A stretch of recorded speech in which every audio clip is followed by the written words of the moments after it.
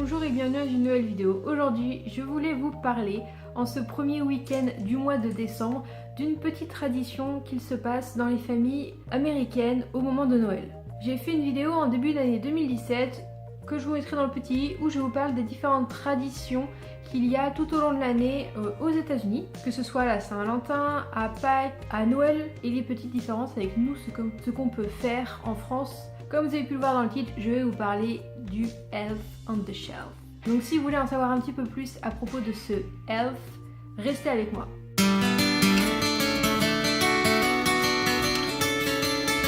Donc qu'est-ce que c'est la tradition The Elf on the Shelf? En fait, il s'agit d'un elfe, je vous mettrai une photo ici, qui est une petite poupée et qui vient dans les maisons américaines juste après Thanksgiving.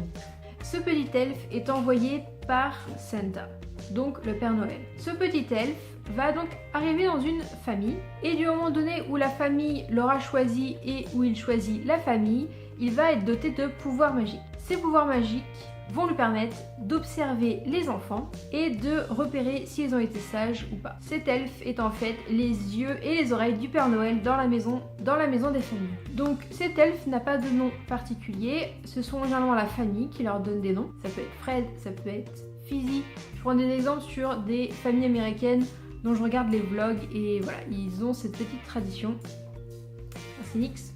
Ils ont cette petite tradition et donc voilà, il y en a qui l'ont appelé Fred, d'autres Fizzy. Il peut y avoir la copine de l'elfe, donc c'est la version féminine, donc je sais qu'il est dans une famille c'est Fizzy et Lizzy. Mais voilà, il peut y avoir plein de noms différents, c'est à la famille de choisir.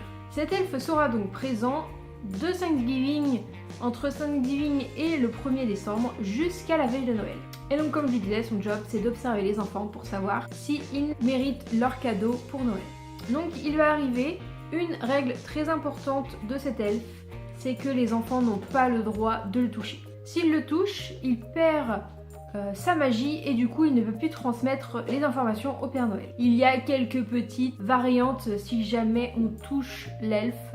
On peut lui remettre de la cannelle, je crois que ça lui redonne sa magie. Enfin, il y a plein de petites choses comme ça. Et donc cet elfe va arriver donc tous les matins et il va se trouver dans différentes positions chaque jour jusqu'au 24 décembre. Il est assez malicieux, il va faire quelques bêtises, il va se retrouver dans des positions un petit peu spéciales. Il va essayer de piquer des bonbons, il va se retrouver dans le sapin, il va se retrouver en train de faire la vaisselle, enfin voilà, il va se retrouver dans plein de positions différentes, mais la première règle du coup c'est de pas le toucher. Et quand la journée est finie et quand les enfants vont se coucher, il retourne au pôle Nord afin de faire son compte rendu au Père Noël. Il peut même arriver qu'il offre des fois des petits cadeaux aux enfants, juste pour attendre Noël, et bien sûr le 24, il repart définitivement au pôle Nord avant de revenir l'année d'après.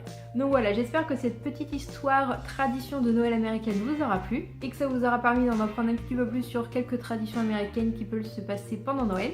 Bien évidemment, ils ont aussi le système de calendrier de l'Avent, mais du coup, le petit Elf on the Shelf rajoute aussi un petit côté un peu sympa. J'espère que cette petite vidéo vous aura plu et on se retrouve la semaine prochaine dans une nouvelle vidéo. À bientôt!